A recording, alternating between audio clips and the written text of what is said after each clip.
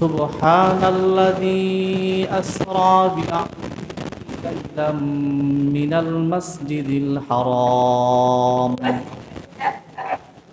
ليلا من المسجد الحرام إلى المسجد الأقصى الذي باركنا حوله لنريه من آياتنا إنه هو السميع البصير. وقال صاحب القرآن سيد الأنام صلى الله عليه وسلم: الصلاة معراج المؤمنين، أو كما قال عليه الصلاة والسلام।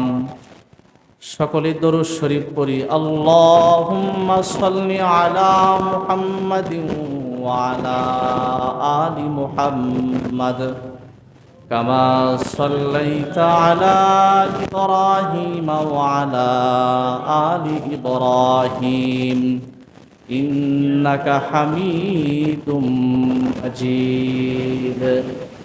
اللهم بارك على محمد وعلى آل محمد كما باركت على إبراهيم وعلى آل إبراهيم إنك حميد مجيد.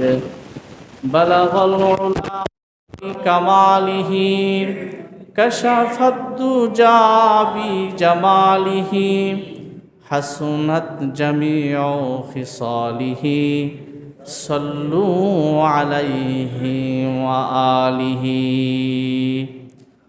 الحمد لله ثم الحمد لله। আল্লাহ পাকের দরবারে লাখো কোটি শুকর, যে মহান রব্বুল আলামিন আমাদেরকে দয়া করে, মায়া করে, মহব্বত করে, ভালোবেসে দুনিয়ার মধ্যে শ্রেষ্ঠতম জায়গা আহাব্বুল বিলাদি ইলাল্লাহি মাসাজিদুহা, সবচেয়ে দামি জায়গায় বসে সবচেয়ে দামি শ্রেষ্ঠতম কথা, উত্তম কথা, কোরআন ও হাদিসের কথা আমাদেরকে বলার এবং শোনার জন্য তৌফিক দান করেছেন। শুকরিয়া তান বলি আলহামদুলিল্লাহ।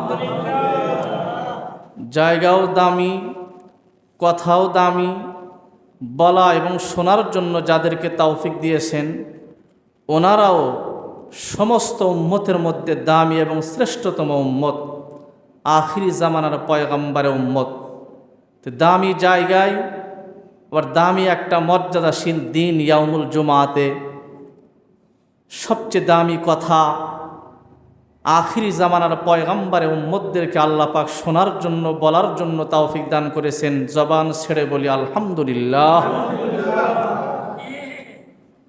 রজব মাসের 24 তারিখ, আরবি 1436 হিজরি।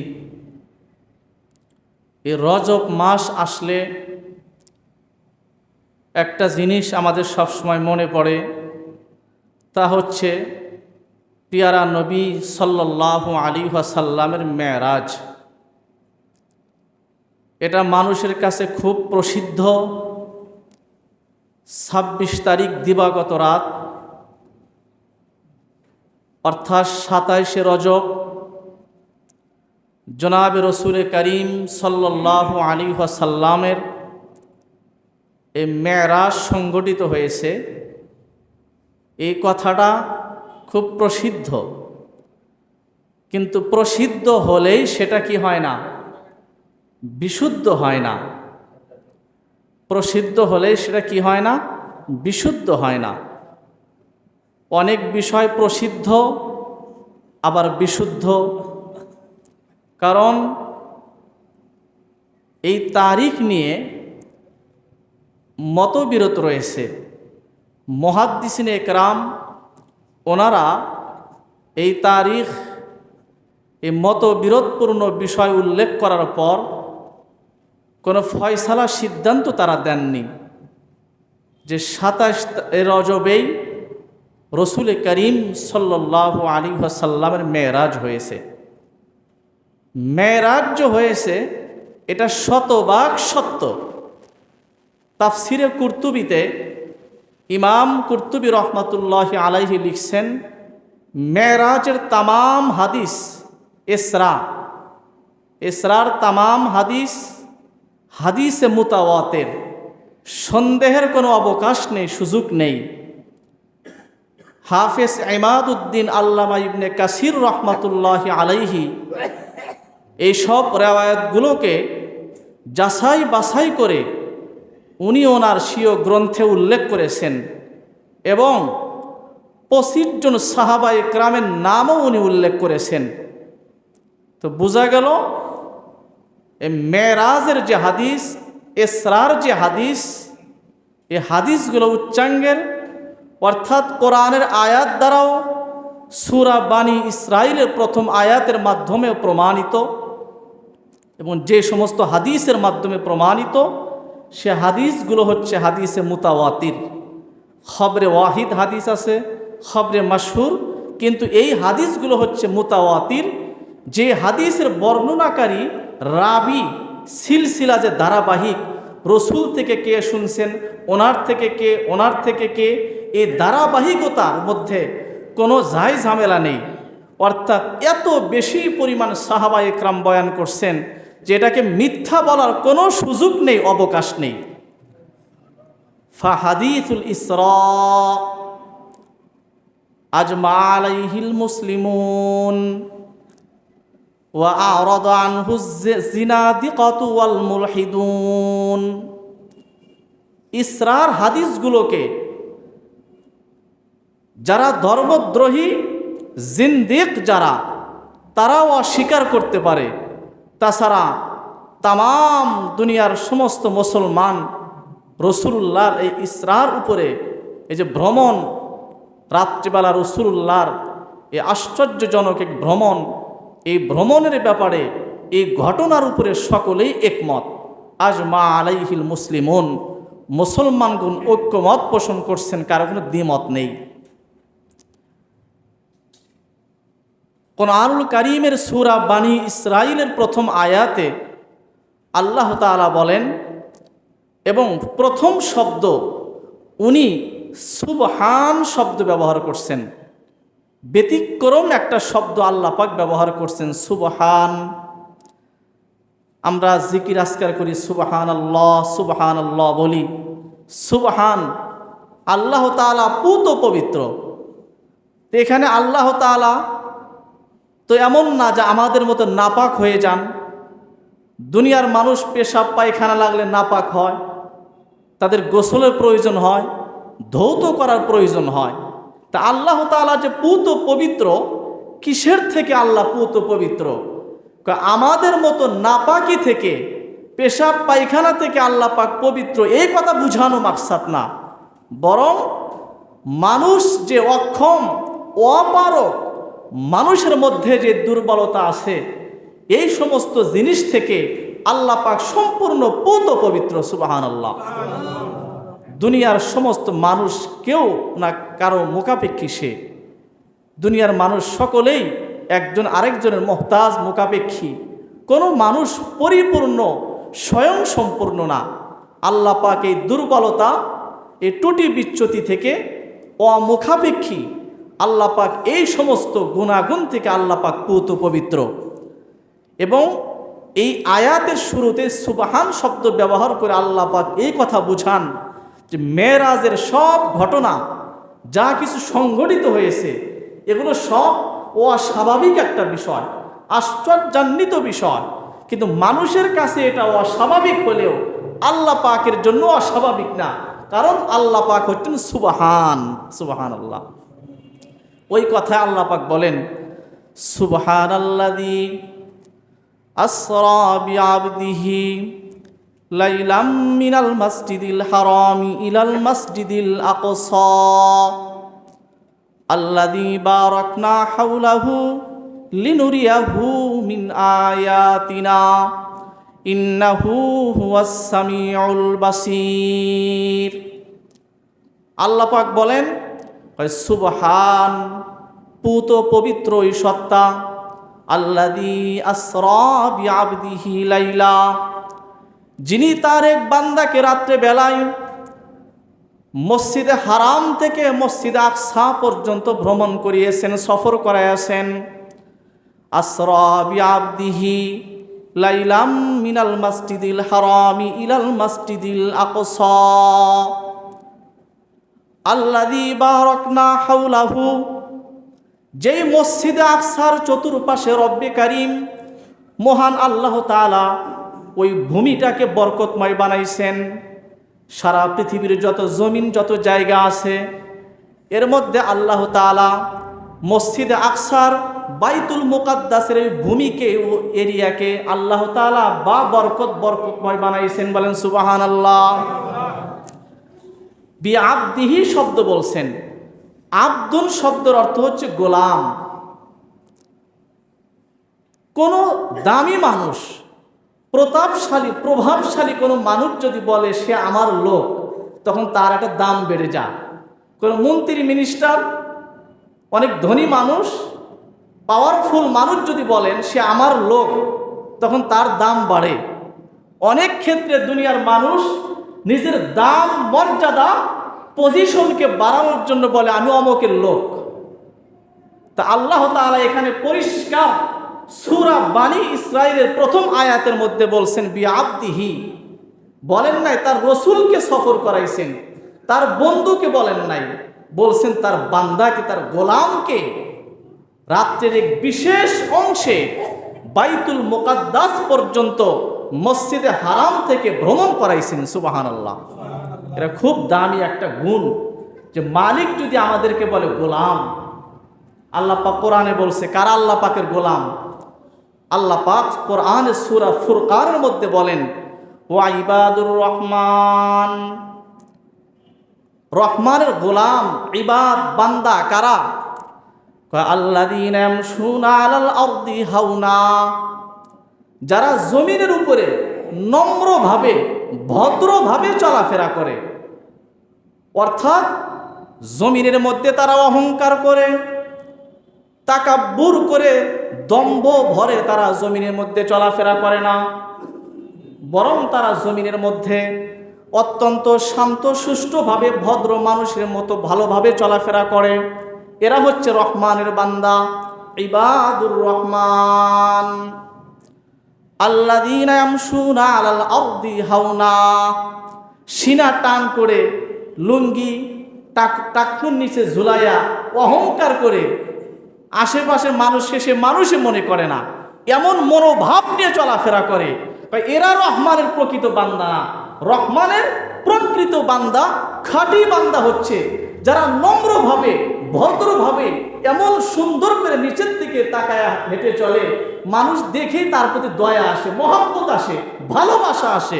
এদের জন্য আল্লাহ পাক বলে হাওনান, জমিনের মধ্যে নরমভাবে, ভদ্রভাবে চলাফেরা করে, অহংকার প্রদর্শন করে না।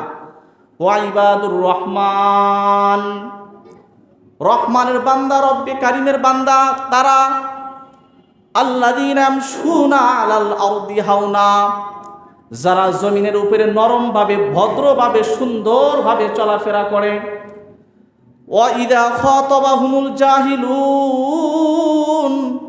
ক্বালু সালামা, যখন মূর্খ মানুষ তাদের সাথে এমনভাবে সম্বোধন করে, সে শিক্ষিত মানুষটা বুঝে না, ব্যতিক্রম বলতে পারে, কিন্তু রহমানের যারা প্রকৃত বান্দা তারা তাদের সাথে ক্বালু সালামা, শান্তিপূর্ণ জবাব প্রদান করে। এখন আমি ইমাম সাহেব মানুষ, আমার সাথে একজন মানুষ বুঝে না, হুজুরের দিকে আসেন, এবার ডাক দিল, উনি কিন্তু আমাকে অপমান করছে না, গ্রাম্য মানুষ বুঝে না, সে বলতে পারে আমাকে তার সাথে শান্তিপূর্ণভাবে আমার নিজের পজিশনকে ঠিক রেখে তার সাথে কথা বলতে হবে। কারণ সে আমার সাথে উত্তেজিত হয়েছে, খারাপ আচরণ করছে, আমিও যদি তার সাথে ওরকম আচরণ করি তাহলে তার মধ্যে আর আমার মধ্যে কোনো পার্থক্য থাকলো না। এজন্য আল্লাহ পাক বলেন, ওয়াইদা খাতাবাহুমুল জাহিলুন, যখন জাহেল মূর্খ মানুষ তাদের সাথে কথাবার্তা বলে, যারা রহমানের প্রকৃত খাঁটি বান্দা হবেন, ক্বালু সালামা, তারা তাদের সাথে শান্তিপূর্ণভাবে সুন্দরভাবে কথা বলবে, মেজাজ দেখাবে না, ক্ষমতা দেখাবে না, ধমক দেয়া ধাক্কা দেয়া সরাইয়া দিবে না। এর পরবর্তী আয়াতের মধ্যে রব্বে কারীম বলেন রহমানের বান্দার আরো কিছু গুণ বৈশিষ্ট্য আল্লাহ পাক সূরা ফুরকানের মধ্যে বলেন, ওয়াল্লাযীনা ইয়াবিতুনা লিরাব্বিহিম সুজদান ওয়া কিয়ামা। রহমানের প্রকৃত বান্দা তারাই যারা রাত্রিবেলা রাত্রকে তারা সিজদা এবং দণ্ডায়মান অবস্থায় আল্লাহ পাকের হুকুম আহকাম পালন করা অবস্থায় অতিবাহিত করে। এরাই হচ্ছে রব্বে কারিমের প্রকৃত বান্দা। সারা রাত্র আপনাকে করতে হবে না, আপনি না ঘুমাইলে চলতে পারবেন না, টিকতে পারবেন না। এশারের নামাজ জামাতের সাথে পড়ে আপনি বাড়িতে চলে গেছেন, গিয়ে আরামে ঘুমায়া গেছেন। আবার মুয়াজ্জিন যখন ফজরের আযান দিয়েছেন, as-সালাতু খায়রুম মিনান নাওম, ঘুম থেকে নামাজ উত্তম, আপনি আরামের ল্যাপকে ফেলে দিয়ে আবার মালিকের ঘরে এসে হাজির হয়ে গেছেন। আল্লাহ তাআলা সারা রাত্র জাগ্রত থেকে ইবাদত করার নেকি আপনার আমলনামায় দান করবেন। তো রহমানের প্রকৃত বান্দা হচ্ছেন তারা যারা রাত্রকে অতিবাহিত করে সিজদার মাধ্যমে, কোরআন তিলাওয়াত জিকির আজকারের মাধ্যমে অতিবাহিত করেন।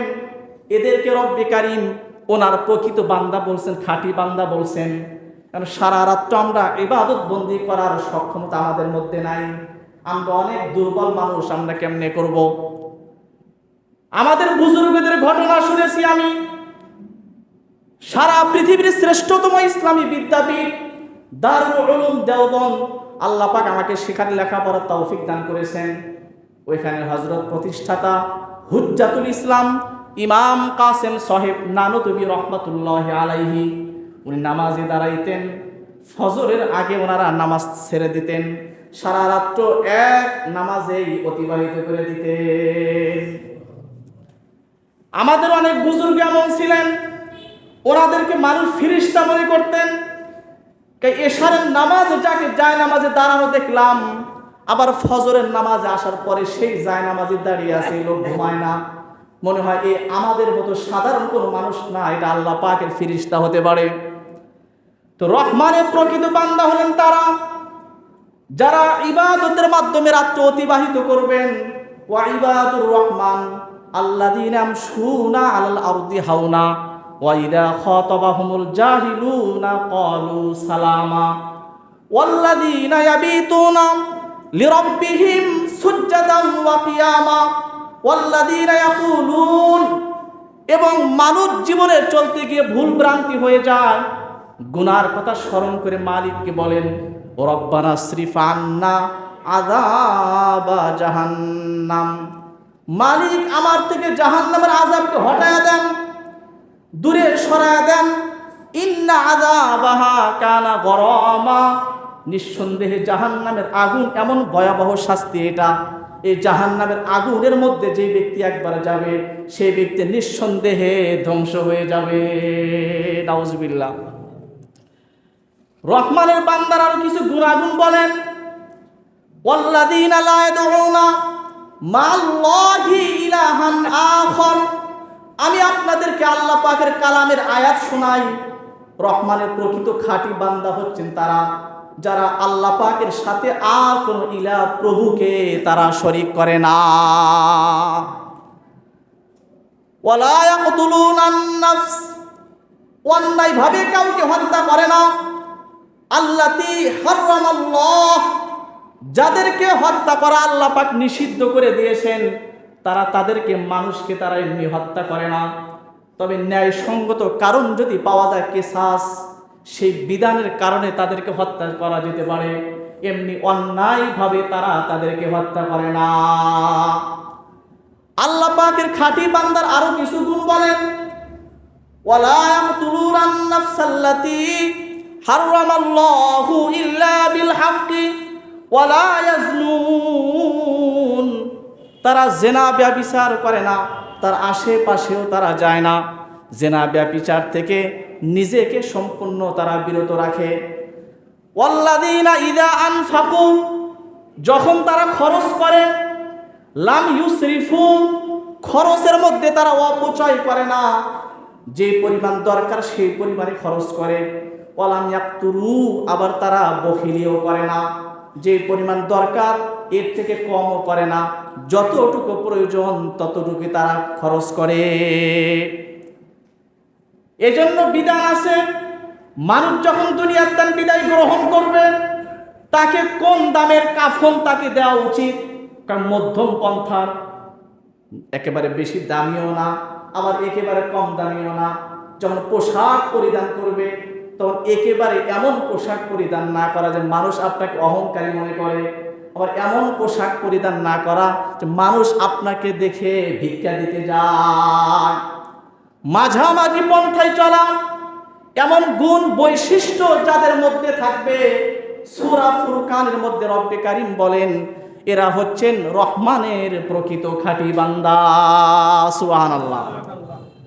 তো ওই আব্দুল শব্দ আল্লাহ তাআলা আল্লাহর হাবিবের ক্ষেত্রে ব্যবহার করে বলেন, আমি মসজিদে হারাম থেকে মসজিদে আকসা পর্যন্ত নবীকে ভ্রমণ করাইছি। কেন ভ্রমণ করাইছেন? মক্কার কাফের মুশরিকরা তারা পরামর্শ করছেন, তারা সিদ্ধান্ত গ্রহণ করছে রসুলকে মাটির নিচে ফালাইয়া দিবে। মাটির নিচে মানে রসুলকে কবরে পৌঁছায় দিবে, কবরে হত্যা করবে। তারা রসুলকে মাটির নিচে নামাইতে চায়। আল্লাহ বলেন, আমি আমার হাবিবকে আরশে আজিমে উঠাইয়া দেব। সুবহানাল্লাহ। রসুলকে আল্লাহ পাক নির্দেশ প্রদান করছেন, হাবিব আপনি আপনার ঘরের বিছানা থেকে একটু দূরে অবস্থান করেন, কারণ এখানে আল্লাহ পাক হেফাজত করতে পারতেন। কিন্তু আল্লাহ পাক দুনিয়ার সাধারণ মানুষের নিয়ম নীতি হলো এই যে কোথাও নিরাপত্তাশীল পরিবেশ না থাকলে সেখান থেকে দূরে থাকা। এটা তাওয়াক্কুলের কোনো খেলাফ না, এটা আল্লাহ পাকের বিধান, এটা নিয়ম। আল্লাহ পাক কোরআনে বলেন, ইয়া আইয়ুহাল্লাযীনা আমানু খুযু হিযরাকুম, তোমরা তোমাদের নিজেদের নিরাপত্তা এটা তোমরাকে বজায় জীবন যাপন করতে থাকো। যেখানে তোমার জানের হুমকি, নিরাপত্তা নাই, সেই স্থান থেকে নিজেকে দূরে সরায় রাখো। আল্লাহর হাবিব এখন কোথায় অবস্থান করবেন? ওনার চাচাতো বোন উম্মে হানি বিনতে আবি তালিবের ঘরে উনি অবস্থান করলেন। সেটা কাছে, ঘরটা কাছে থাকার কারণে সেখানে হাবিবে কিবরিয়া চলে গেছেন।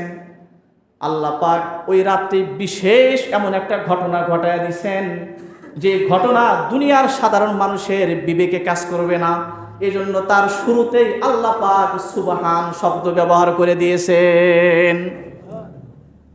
আল্লাহর হাবিবকে আল্লাহ তাআলা ওনার চাচাতো বোনের ঘর থেকে স্বাভাবিকভাবে বের করতে পারতেন, অস্বাভাবিকভাবে ফেরেশতাকে পাঠিয়ে দিয়েছেন। কয় ঘরের ছাদ ফেটে গেছে, রসুলকে সেখান থেকে বের করছেন। আবার স্বাভাবিকভাবে ঘরের ছাদটা আগের মতোই লেগে গেছে। মানুষের প্রশ্ন আসলে কিভাবে সম্ভব? তোমাদের কাছে অসম্ভব হতে পারে, আমি আল্লাহর কাছে পুরাপুরি সম্ভব।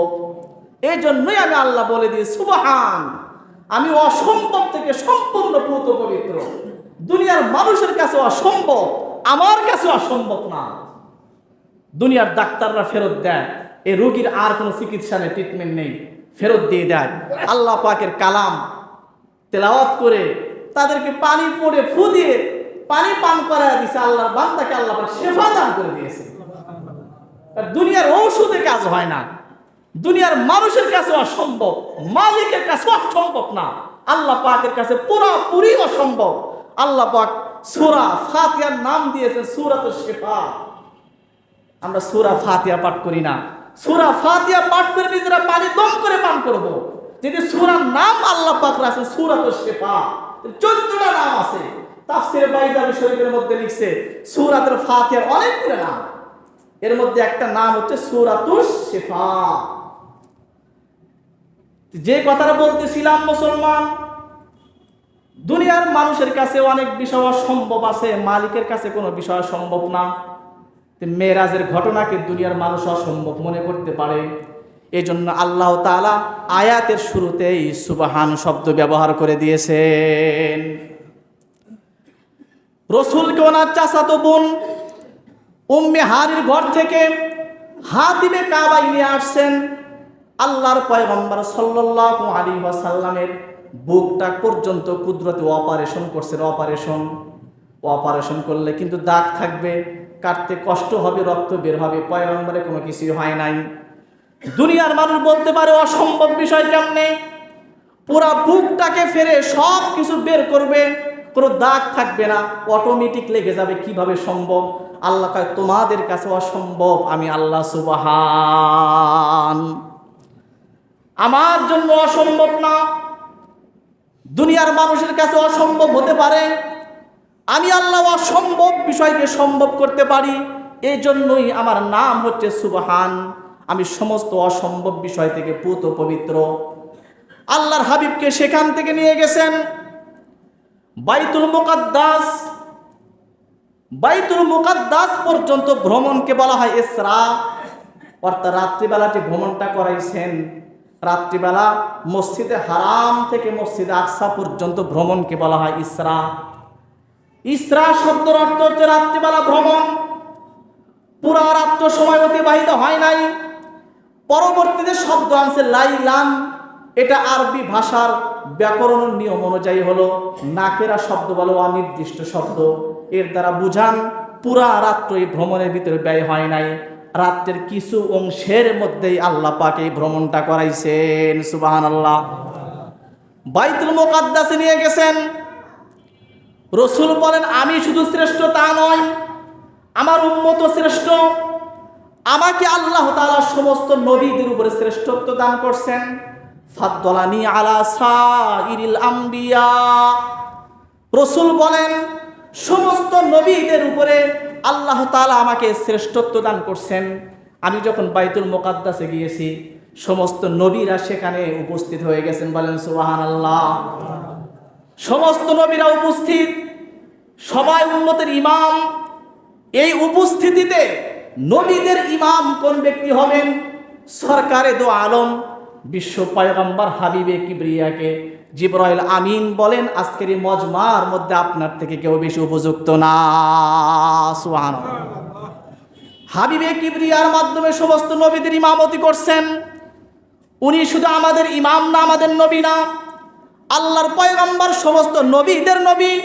রসুল বলেন ফাদ্দালানি আলা সাইরিল আম্বিয়া।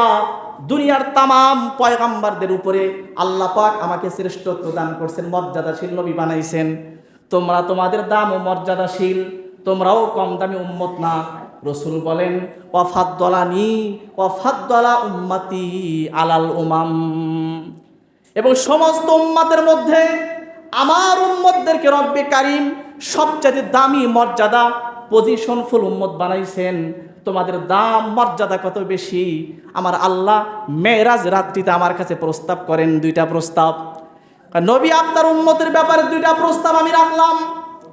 আপনার উম্মতের অর্ধেককে আমি জাহান্নামে পাঠাইয়া দিব, আর অর্ধেককে জান্নাতি দিব। একটা প্রস্তাব আপনি গ্রহণ করবেন কি করবেন না? আর দ্বিতীয় নাম্বার প্রস্তাব হলো যারা নেককার বদকার, নেককারদেরকে আমি জান্নাতে পৌঁছায়া দিব, আর যারা বদকার থাকবে গুনাহগার পাপিষ্ট বান্দা, তাদেরকে আপনার শাফাতের মাধ্যমে আমার জান্নাতে পৌঁছায়া দিব। সুবহানাল্লাহ। এখন নবী কোন প্রস্তাব গ্রহণ করবেন? প্রস্তাব তো দুইটা। একটা হলো যত উম্মাত আপনার থাকবে অর্ধেককে সোজা জাহান্নামে পাঠায়া দিব, আর অর্ধেক উম্মাতকে আমার জান্নাতে পাঠায়া দিব। রসুল বলেন এই প্রস্তাব আমি গ্রহণ করতে পারি না। আপনি যে দ্বিতীয় প্রস্তাব রাখছেন, আপনার নেককার উম্মতদেরকে জান্নাতের মেহমান বানায়া দিবেন, আর বদকারদেরকে যারা গুনাহগার পাপিষ্ট বান্দা তাদেরকে আমার শাফাতের মাধ্যমে জান্নাতের মেহমান বানায়া দিবেন। এই প্রস্তাবটাকে আমি নবী গ্রহণ করলাম। সুবহানাল্লাহ। এজন্য আমাদের নবীকে আল্লাহ শাফিউল মুশাফফা বানাইছেন। নবী এমন সুপারিশকারী, এই পারমিশন শক্তি রব্বে কারিম হাবিবে কিবরিয়াকে দান করছেন। নবী যার ব্যাপারে শাফাত করবেন, সুপারিশ করবেন, আল্লাহ পাক ওই উম্মতটাকে জান্নাতুল ফেরদাউসের মেহমান বিনা হিসাবে বানায়া দিবেন। সুবহানাল্লাহ। কিন্তু শর্ত লাগাইয়া দিছেন যে একটা কাজ কিন্তু আপনার উম্মত করতে পারবে না। সেই কাজটা কি? কাল ইশরাকু বিল্লাহ, যেই বান্দাটা আমার সাথে শরীক করবে, শিরিক করবে, আল্লাহ পাক সূরা নিসার মধ্যে বলেন, ইন্নাল্লাহা লা ইয়াগফিরু আন ইউশরাকা বিহি ওয়া ইয়াগফিরু মা দুনা যালিকা লিমান ইয়াশা। নিঃসন্দেহে আল্লাহ তাআলা শিরিক ব্যতীত যত অন্যায় অপরাধ গুনাহ খাতা আছে সবগুলোকে আল্লাহ তাআলা ইচ্ছা করলে মাফ করে দিবেন, কিন্তু শিরিকের গুনাহকে রব্বে কারীম কোনোদিনও ক্ষমা করবেন না। যারা মুশরিক যারা আমার সমকক্ষ বান্দাদেরকে দাঁড় করায়, এদের জন্য আমার জান্নাত হারাম। নবী আপনি পরিষ্কার এই কথা শুনে রাখেন, আমি যে আপনার শাফাত সুপারিশের বদলতে উম্মতদেরকে জান্নাতের মেহমান বানায়া দিব। যারা মুশরিক আমার সাথে শরীক করবে, শিরিক স্থাপন করবে, এদের জন্য আপনার শাফাতও আমি হারাম করে দিয়েছি। বলেন নাউজুবিল্লাহ। এজন্য যত কবিরা গুনাহ আছে, সমস্ত গুনার মধ্যে সবচাইতে বড় যে গুনাহ, সেই গুনাহ হচ্ছে শিরিক কবিরা গুনাহ, আল ইশরাকু বিল্লাহ। এই শিরিক গুনাহ থেকে সম্পূর্ণ নিজেকে বাঁচায় রাখা, শিরিক না করা। শিরিক মানে আল্লাহ তাআলার সমকক্ষ কোনো মানুষকে মনে না করা, কোনো বস্তুকে রব্বে কারীমের সমকক্ষ মনে না করা, সব কিছুর ঊর্ধ্বে আল্লাহ পাককে মনে করা। এজন্য আমরা তাকবীর দিই আল্লাহু আকবার। এই আল্লাহু আকবার এই বাক্য কিন্তু এই পর্যন্ত শেষ না, আরো কিছু শব্দ লুকায়িত আছে আরবি ব্যাকরণে। সেটা হচ্ছে আল্লাহু আকবার মিন কুল্লি শাইইন, এই শব্দ বাকি আছে। আল্লাহু আকবার মানে আল্লাহ পাক বড়। আল্লাহ পাক কিসের থেকে বড়? মিন কুল্লি শাইইন, সব কিছুর চাইতে বড়। তুমি দুই চোখে যা কিছু দেখো আর না দেখো, তাম জিনিস থেকে রব্বে কারীম বলো আল্লাহু আকবার। আল্লাহ পাক বড়। আরো শব্দ বাকি রয়ে গেছে, আল্লাহু আকবারু মিন কুল্লি শাইইন। আল্লাহ তাআলা দুনিয়ার সব জিনিস থেকেই বড়। বলেন সুবহানাল্লাহ। ওই কথাই কোরআনে কারিমে আল্লাহ পাক বলেন, ওয়ালাম ইয়াকুল্লাহু কুফুয়ান আহাদ। আল্লাহর সমকক্ষ কেউ না। সূরা ইখলাসের মধ্যে আল্লাহ নিজের পরিচয় দেন, কুল হুয়াল্লাহু আহাদ। নবী আপনি বলে দেন আল্লাহ হলেন আহাদ, একক। ওয়াহেদ শব্দ বলছেন না আহাদ শব্দ বলছেন। ওয়াহেদ আর আহাদ শব্দের মধ্যে পার্থক্য আছে। যদি ওয়াহেদ বলতেন অর্থ হতে এক, একের পরে থাকে দুই। আর যদি বলা হয় আহাদ, আহাদ মানে এক না, আহাদ মানে হচ্ছে একক। এককের কোনো আর দ্বিতীয় হয় না। বলেন সুবহানাল্লাহ। নবী আপনার উম্মতদেরকে জানায়া দেন কুল হুয়াল্লাহু আহাদ। নবী উম্মতদেরকে পরিষ্কার বলেন আমি আল্লাহ হলাম আহাদ, আমার কোনো দ্বিতীয় নাই। আল্লাহুস সামাদ, আমি আল্লাহ হলাম সামাদ, বেনিয়াজ। দুনিয়ার কোনো মানুষ বেনিয়াজ বা অমুখাপেক্ষী হয় না, আমি কিন্তু সম্পূর্ণ বেনিয়াজ, অমুখাপেক্ষী। গাড়ির মালিক গাড়ির ড্রাইভারের মহতাজ, বিল্ডিং করবে লেবার শ্রমিকের, সে মহতাজ নিজে করতে পারে না। কোটি কোটি টাকার মালিক, কাজের ভুয়া তার বাসাতে প্রবেশ না করলে খানার ব্যবস্থা হয় না। আমি জানি। আমি ঢাকা উত্তরাতে এক বাসায় গেছি, যাওয়ার পরে বলেন যে আপনাকে দাওয়াত করছিলাম, কাজের ভুয়া আসে না, আপনার কাকি তো রান্না করতে জানে না। উনি এই দেশের মানুষ না, বিদেশি মানুষ, ধনী মানুষ, ফিলিপাইনের এক মেয়েকে বিবাহ করছেন। আপনার কাকি রান্না বান্না করতে জানে না, কাজের ভুয়া আসে না, আজকে আমার বাসায় সম্পূর্ণ রান্না বান্না বন্ধ। বলেন কি অবস্থা। আল্লাহ বলেন আল্লাহুস সামাদ, আল্লাহ হলেন বেনিয়াজ, অমুখাপেক্ষী। দুনিয়ার প্রত্যেকটা মানুষ কারো না কারো মুখাপেক্ষী। আল্লাহ বলেন আমি কারো মুখাপেক্ষী না। আল্লাহুস সামাদ, আল্লাহ সব দিক থেকেই সম্পূর্ণ অমুখাপেক্ষী। লাম ইয়ালিদ ওয়া লাম ইউলাদ, তিনি কাউকে জন্ম দেন না, কারো থেকে জন্ম গ্রহণ করেন না। আল্লাহ পাকের কোনো পিতাও নাই, মাতাও নাই। আল্লাহ পাকের কোনো সন্তানও নাই, কোনো কিছুই নাই। লাম ইয়ালিদ ওয়া লাম ইউলাদ ওয়া লাম ইয়াকুল্লাহু কুফুয়ান আহাদ। আল্লাহ পাকের সমকক্ষ কোনো জিনিস নাই। এজন্য যারা আল্লাহ পাকের সমকক্ষ কাউকে দাঁড় করাবে তারা হলো মুশরিক। কোনো বস্তুকে আল্লাহ পাকের সমকক্ষ দাঁড় করালে সেও মুশরিক। এই মুশরিকের জন্য আল্লাহ পাকের জান্নাত ওইরকম হারাম, এবং নবীর শাফাত ওই উম্মাতের জন্য চিরকালের জন্য হারাম। তো রাসূল বলেন আমি এই প্রস্তাবটা গ্রহণ করলাম উম্মত। যখন আমি রব্বে কারিমের কাছে গেলাম, আমি দুনিয়ার জমিন থেকে আরশে আজিম পর্যন্ত চলে গেছি, উম্মতদেরকে আমি কিন্তু ভুলে যাই নাই। উম্মতেরা তোমরা দুনিয়াতে আমার আদর্শ পছন্দ করো না, ভুলে যাও, আমি কিন্তু সেখানে গিয়েও ভুলে যাই নাই। আমি মালিককে সালাম দিয়েছি, আত্তাহিয়াতু লিল্লাহি ওয়াস সালাওয়াতু ওয়াত তাইয়্যিবাত। আমি হাদিয়া নিয়ে আল্লাহ পাকের সামনে রাখলাম, আত্তাহিয়াতু, আমার মৌখিক যত ইবাদত বন্দেগী আছে সব আপনার জন্য হাদিয়া নিয়ে আসছি। আত্তাহিয়াতু লিল্লাহি ওয়াস সালাওয়াত, আমার শারীরিক যত ইবাদত বন্দেগী আছে সব মালিক আপনার জন্য নিয়ে আসছি।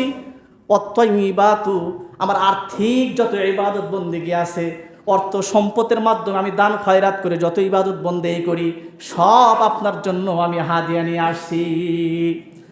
আল্লাহ পাক হাদিয়া গ্রহণ করে কি বলেন? আল্লাহ পাক বলেন, আসসালামু আলাইকা আইয়ুহান নাবিয়্যু ওয়া রাহমাতুল্লাহি ওয়া বারাকাতুহু। আল্লাহ পাক পাল্টা হাদিয়া নবীজিকে দিয়ে দেন, কয় সালাম, বরকত, রহমত নবী আমার পক্ষ থেকে আপনাকে উপহার। নবী একা কিন্তু গ্রহণ করেন নাই, নবী বলেন তামাম আম্বিয়াদের পক্ষ থেকে গ্রহণ করলাম। আসসালামু আলাইনা, আমাদের পক্ষ থেকে ওই শান্তি আমি গ্রহণ করলাম। ওয়ালা ইবাদিল্লাহিস সালিহিন, যত নেক বান্দা আছে, সালেহ বান্দা আমার উম্মতেরা দুনিয়াতে রয়ে গেছে, তাদের পক্ষ থেকেই আমি আপনার হাদিয়া গ্রহণ করলাম। ফেরেশতারা দুই বন্ধুর এই সমস্ত আদান প্রদান দেখে ফেরেশতারা সকলে বলে উঠলেন, আশহাদু আল্লাহ ইলাহা ইল্লাল্লাহু ওয়া আশহাদু আন্না মুহাম্মাদান আবদুহু ওয়া রাসূলুহু। এটা এত মজাদার একটা বাক্য, এমন একটা জিনিস, বন্ধু বন্ধুকে হাদিয়া প্রদান করছেন, ফেরেশতারা খুশি হয়ে সাক্ষী প্রদান করছেন। আল্লাহর হাবিব বলেন এটা এমন একটা দামি জিনিস, এটা দামি জিনিসকে অদামি বানায় রাখা যায় না, এটাকে 5 ওয়াক্ত নামাজের বৈঠকের মধ্যে এটা ওয়াজিব করে দেওয়া হলো। বলেন সুবহানাল্লাহ। আত্তাহিয়াতু, এটা আল্লাহ পাকের কথা এবং রসুলের কথা, এই যে আদান প্রদান মেরাজের রজনীতে, এবং সেই বিষয়টাকে গ্রহণ করা আমাদের পক্ষ থেকেও হাবিব গ্রহণ করছেন। উম্মতদেরকে আরশে আজিমে যাওয়ার পরেও ভুলে যায় না রসুল। দেখবেন দুনিয়ার মানুষ ভোটারদের দ্বারে দ্বারে যাবে, খুব মহব্বত করবে, ভালোবাসবে, যখন সে পাশ করে একটা পজিশনে বসে যাবে তখন আর তাদেরকে চিনে না, এখন তার চেয়ার চলে আসছে, এখন আর গরিব মানুষকে চিনে না। হাবিবে কিবরিয়া বলে আমি এমন না। ওই উম্মতেরা তোমরা খুব ভালো করে শুনে রাখো, আমি আরশে আজিমে রব্বে কারিমের সবচেয়ে দামি জায়গায় অবতরণ করার পরেও আমি কিন্তু তোমাদেরকে ভুলে যাই নাই। আমি কখনো উম্মত তোমাদেরকে বলার নবী না। সুবহানাল্লাহ বলেন। কাকে আঘাত করে কথা বলেন? কোন নবীর সুন্নাত আপনার ভালো লাগে না? কোন নবীর আদর্শ আপনার ভালো লাগে না? দুনিয়ার মানুষ তো সুখে আসলে আর মানুষকে চেনে না, কিন্তু রসুল কিন্তু কোনোদিন আমাদেরকে ভুলে যাবে না। তার দৃষ্টান্ত নজির মেরাজের রাত্রিতে আমাদের সামনে রেখে গেছেন। এমন ভিআইপি জায়গায় যাওয়ার পর মানুষ তো মানুষকে ভুলে যাওয়ার কথা, রসুল বলেন এই হাদিয়া আমি আমার উম্মতের পক্ষ থেকেও গ্রহণ করলাম। কত সম্মান দাম এই উম্মতের। আল্লাহ পাক বলেন আপনাকে আমি কত মেহমান, দামি মেহমান বানায় আমার কাছে নিয়ে আসছি। আমি 5 ওয়াক্ত নামাজে আপনার উম্মতদের সামনে গিয়ে আমি আল্লাহ নিজে হাজিরা দিব। বলেন সুবহানাল্লাহ। রসুল উম্মতদেরকে সুসংবাদ জানায় বলেন আসসালাতু মি'রাজুল মুমিনিন। উম্মতেরা রে, তোমরা জানো না এই নামাজ কিন্তু সাধারণ কোনো ইবাদত না, নামাজ হলো মুমিনের মেরাজ। কই আত্তাহিয়াতান, ওইখানেও বলছি আল্লাহ পাকের সাথে আমার আদান প্রদান হয়েছে, এটা কিন্তু নামাজের মধ্যে তোমাকেও বলতে হয়। ওইটার নকল, ওইটার নকল তুমি নকল করলেও আল্লাহ পাক আসল হিসাবে কবুল করে নেবেন। বলেন সুবহানাল্লাহ। কয় বান্দা যখন দোয়া করবে চোখটা পানি আসে না, কয় কান্নার যদি ভান করে ওই ভানকে আল্লাহ পাক আসল কান্না হিসাবে কবুল করে নেয়। বলেন সুবহানাল্লাহ। এজন্য মুসলমান ভাইরা রে আমার, এমন একজন পয়গম্বর উম্মত আল্লাহ পাক আমাদেরকে বানাইছেন, সাধারণ কোনো পয়গম্বর উম্মত কিন্তু বানাই নাই। নবী বলেন আমিও দামি, আমার উম্মত তোমরাও কিন্তু সমস্ত উম্মতের চাইতে দামি, তোমরা গুনাহগার পাপিষ্ঠ। এই জন্যই আমি আল্লাহ পাকের পক্ষ থেকে এই শাফাতের চাবি গ্রহণ করেছি। আমি তোমাদেরকে সুপারিশ করে আল্লাহ পাকের জান্নাতের মেহমান বানায় দিব। সুবহানাল্লাহ। তো যে কথাটা বলতেছিলাম, মেরাজ রাত্রিতে যা যা আল্লাহ পাক আল্লাহর হাবিবকে দান করছেন, তন্মধ্যে সবচেয়ে গুরুত্বপূর্ণ বিষয় হলো এই নামাজ, সালাত, অন্যান্য বিধিবিধান আল্লাহ পাক সেখান থেকে পাঠায়া দিয়েছেন। আর নামাজ এমন একটা দামি ইবাদত, আল্লাহ পাক আল্লাহর হাবিবকে সেখানে আরোহণ করে ডেকে আহ্বান করে মেহমান বানাইয়া এরপরে নামাজ হাদিয়া দিয়েছে। বলেন সুবহানাল্লাহ। এজন্য মুসলমান ভাইরা আমার, যে ব্যক্তি 5 ওয়াক্ত নামাজকে সময় মতো পড়তে পারে, আপনি সূরা কেরাত কোনো কিছুই জানেন না, এরপর হাজিরা দেন। আমি গত জুমায় আপনাদেরকে বলেছিলাম, আমাদের আমলের দিকে তাকাইলে আমি নিজে তো জাহান্নামের আগুন ছাড়া কোনো কিছুই দেখি না, ভয় পাই। আমার আমলের দিকে তাকাইলে আমি জান্নাতে যাওয়ার সাহস করি না। আমার ফয়সালা নিশ্চিত জাহান্নাম। মিজানের পাল্লায় ওজন করার কোনো প্রয়োজন নাই, নিজের হিসাব নিজেই মিলায়া দেখছি। যদি আল্লাহ পাক আমাকে হিসাবের কাঠগড়ায় দাঁড় করায়, আমার ফয়সালা নিশ্চিত জাহান্নাম ছাড়া বিকল্প রাস্তা নাই। তাই যে ব্যক্তি 5 ওয়াক্ত নামাজ নিয়মতান্ত্রিকভাবে আদায় করবে আর আল্লাহ পাকের সাথে শিরিক করবে না, শরীক স্থাপন করবে না, এই দুইটা মজবুত আমল সবসময় মুসলমান করবেন, তাহলে আল্লাহ পাক কোনো না কোনো বাহানাতে আমাদের রাস্তাকে পার করে জান্নাত দান করবেন। এর কোনো কিছু জানেন বা না জানেন, আপনি সাধ্য অনুযায়ী 5 ওয়াক্ত নামাজে দাঁড়ায় যান, ইমাম সাহেবের সাথে শুধু আল্লাহু আকবার বলে দাঁড়ায় গেলেন, আপনার তার কোনো কিছুই করতে হয় না, শুধু তাসবিহগুলা পাঠ করবেন আর বাকি তো সব ইমাম সাহেবই করবে। এ সহজ কাম কেন করেন না? একা একা ঘরে করলে নামাজ ভুল হতে পারে, আর নামাজ ভঙ্গের 1 নাম্বার কারণ হচ্ছে নামাজে অশুদ্ধ পড়া। যে ব্যক্তি নামাজের মধ্যে কোরআন তেলাওয়াত শুদ্ধ করে পড়তে পারে না, নামাজ ভঙ্গের 1 নাম্বার কারণ হচ্ছে নামাজ অশুদ্ধ পড়া। ইমাম সাহেবের সাথে পড়লে ভুলটার আপনার থাকবে না, ইমাম সাহেব সহি শুদ্ধ করে কেরাত পড়বে, আপনার নামাজ কিন্তু হয়ে যাবে। সুবহানাল্লাহ। এজন্য মাঝখানে মুসলমান ভাইরা আমার, আমি আপনাদের 2 পায়ে হাত রেখে আমি খুব জোর আবেদন করে আপনার কাছে বলি, আমি সিরাজগঞ্জ থেকে আপনাদের এখানে আসছি, কোনো কিছু আমি আপনাদের কাছে চাই না। আমি শুধু আপনার কাছে একটা জিনিস চাই, আপনারা যে যে পেশার সাথে জড়িত থাকেন না কেন, অবশ্যই 5 ওয়াক্ত নামাজ যদি আপনারা হাজির হন, আমার মনটা খুশি হবে। আমি আর কোনো কিছু আপনাদের কাছে চাই না।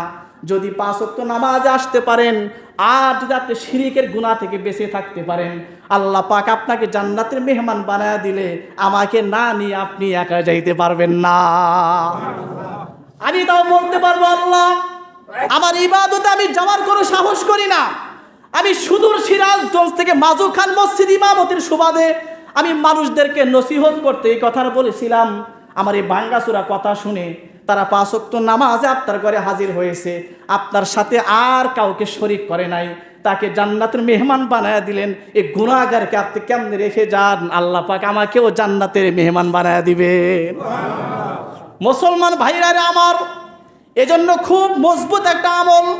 অনেকে মনে করে কোনো কিছুই জানি না, সূরা কেরাত জানি না, কি গিয়া নামাজ পড়বো, কেমনে নামাজ পড়বো, মসজিদে গিয়া কি লাভ হবে? না না, আপনি 5 ওয়াক্ত নামাজে নিয়মিত আল্লাহ পাকের ঘরে হাজিরা দেন, আর কোনো দিন মনের ভুলেও শিরিক করবেন না। শিরিক এমন একটা গুনাহ, যে গুনার ক্ষমা না করার ঘোষণা আল্লাহ পাক কোরআনে দিয়ে দিয়েছে। মুসলমান খুব ভালো করে কথাটা মনে রাখবেন, লোকমানে হাকিম তার সন্তানকে এই ছোট্ট একটা নসিহত করেছিলেন, ইন্না শিরকা লা যুলমুন আযীম, বেটা তুমি কোনোদিন শিরিক করবা না, শিরিক কিন্তু সবচাইতে বড় গুনাহ। এই নসিহতটা আল্লাহ পাকের কাছে খুব পছন্দ হয়েছে, আল্লাহ পাক এই নসিহতটা কোরআনে দান করে দিয়েছে। আজকে আমরা অনেক সময় কথায় কথায় শিরিক করে ফেলি। শিরিক গুনাহ থেকে বেঁচে থাকবেন, মুশরিকের জন্য চিরকালের জন্য জাহান্নাম হারাম। আমরা গুনাহগার নামাজ না পড়লাম, গুনাহ হয়, জান্নাতে সরাসরি প্রথমে না যাইতে পারলেও গুনাহের শাস্তি ভোগ করে একদিন আল্লাহ পাক জান্নাত দান করে দিবেন। নবীর শাফাআতের বদৌলতে আল্লাহ পাক আমাদেরকে জান্নাতের মেহমান বানায় দিবেন। কিন্তু শিরিক করলে কিন্তু এই রাস্তাটা চিরকালের জন্য বন্ধ হয়ে যাবে। এজন্য মুসলমান খুব ভালো করে মনে রাখবেন, ফজরের নামাজ যখন ঘুম থেকে উঠবেন, সুন্নাতের মধ্যে এই সূরাটা পাঠ করবেন, সূরা কাফিরুন পাঠ করবেন আর সূরা ইখলাসটা পাঠ করবেন। প্রথমেই আল্লাহ পাকের একত্ববাদ তাওহীদের সাক্ষী প্রদান করবেন। এই সূরাটা পাঠ করা কিন্তু সুন্নাত। অন্যান্য সূরার মাধ্যমে নামাজ পড়লেও হবে, কিন্তু যদি আপনি ফজরের সুন্নাতে প্রথম রাকাতে সূরা কাফিরুন আর দ্বিতীয় রাকাতে সূরা ইখলাস পাঠ করেন, এটাকে কেন ঘুম থেকে ওঠার পরে এই সূরা পাঠ করার কথা কেন বলছেন? এই সূরার মধ্যে এমন কিছু কথা আছে যা সম্পূর্ণ শিরিক থেকে বান্দাকে দূরে রাখে। কি আছে এর মধ্যে? কুল ইয়া আইয়ুহাল কাফিরুন, হে কাফের সম্প্রদায় তোমরা খুব ভালো করে শুনে রাখো, লা আবুদু, আমি ইবাদত করি না, মা তাবুদুন, তোমরা যে সমস্ত মূর্তির দেব দেবীর ইবাদত করো আমি কিন্তু সেই সমস্ত মূর্তির পূজা আমি রসুল করি না। এই যে আয়াতটা বারবার রিপিট করছেন, লা আবুদু মা তাবুদুন, যে জিনিসটা দামি হয় বেশি গুরুত্বপূর্ণ ওই জিনিসটাকে বারবার রিপিট করতে হয়। যে বারবার উল্লেখ করে আমাদেরকে শিরিক থেকে বাঁচার তালিম দিয়েছেন। একমাত্র আল্লাহ তাআলার ইবাদত করতে হবে, এই শিক্ষা আল্লাহ পাক আমাদেরকে কোরআনে কারিমে দিয়ে দিয়েছেন। এজন্য মনের ভুলেও আমাকে 2 টুকরা কলা হলেও আমরা শিরিক করব না, শিরিকের গুনাহ থেকে আমরা বেঁচে থাকব। আল্লাহ পাকের সমকক্ষ কাউকে মনে করব না, আল্লাহ পাক সবার চাইতে উত্তম, ঊর্ধ্বে। এজন্য আল্লাহু আকবার মিন কুল্লি শাইইন, আল্লাহ সব চাইতে বড়, আল্লাহ সবার চাইতে বড়। আল্লাহরা খুব পছন্দ করেন যখন বান্দা বিপদে পড়ে যায়। দুনিয়ার মানুষ যখন ওই বান্দাকে সাহায্য সহযোগিতা করে না, ওই বান্দা যখন মালিকের ঘরে এসে বলেন, আয় আল্লাহ, দুনিয়ার মানুষ আমাকে সাহায্য সহযোগিতা করে না, আপনি ছাড়া আমার আর কেউ নাই, মালিক তুমি আমাকে হেফাজত করেন, বাঁচান। আল্লাহ পাক ওই বান্দাটাকে রহমতের কোলে উঠায় নেন। যখন বান্দাটা হুসুট খেয়ে পড়ে যায় তখন আল্লাহ শিখায় দিছেন, মায়ের নাম বলো না, খালার নাম বলতে যাইও না, তখন আমার নাম বলো, ইন্না লিল্লাহ ওয়া ইন্না ইলাইহি রাজিউন। এখন তো মুসলমান মনে করে দোয়াটা মানুষ মারা গেলে শুধু বলতে হয়, কয় না না, কোরআনে বলছেন আল্লাযীনা ইযা আসাবাতহুম মুসিবা, যখন মুসিবত আসবে তখনই পাঠ করতে হবে ইন্না লিল্লাহ ওয়া ইন্না ইলাইহি রাজিউন। ইন্না লিল্লাহর কি অর্থ? বা নিঃসন্দেহে আমরা সকলেই আল্লাহর। ইন্না লিল্লাহ, আমাদের মালিক হলেন আল্লাহ, আমরা আল্লাহর, আমি বলতে কোনো কিছুই নাই। ওয়া ইন্না ইলাইহি রাজিউন, এবং তার কাছেই আমাদের সকলেই ফিরে যেতে হবে। তে কান্নার তো কোনো বিষয় নাই। এই জন্য সাহাবায়ে কেরাম কি করতেন? ছেলে মারা গেছেন সবর করতেন, ধৈর্য ধরতেন, বলতেন যার জিনিস সে নিয়ে গেছে আমার কান্নাকাটি করার কি আছে। এজন্য আমরা সকলেই সদা সর্বদা বিপদে বালা মুসিবতে আল্লাহ পাককে স্মরণ করব, আর 5 ওয়াক্ত নামাজে আসব, নবীজির সুন্নাত মোতাবেক চলব। আল্লাহ তাআলা আমাদের সকলকেই আল্লাহর হাবিবের সুন্নাত মোতাবেক চলার তৌফিক দান করেন, বলেন আমিন।